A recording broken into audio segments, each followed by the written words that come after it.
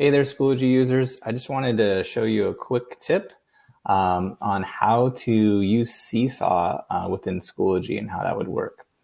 So there may be a situation where your teacher is assigning a a Seesaw activity for you in Schoology. And let's take this example.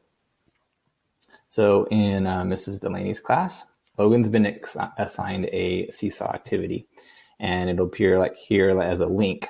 Now, when you first click on your activity, it's going to show you this screen, and you'll be asked to sign in. And that's okay, because once you sign in correctly the first time, then you won't have to do that again. So you're going to go ahead and click OK. And then you're going to click that you're a student. I'm a student.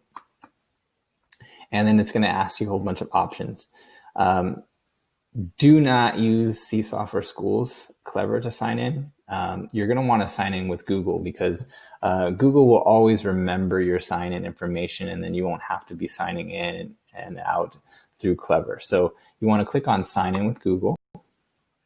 And then since you're already signed in, you're going to go ahead and click on your name. And after that, then you will be able to always see your Seesaw activities, and you can do them within this iframe. Hope that helps. All right, thanks everybody.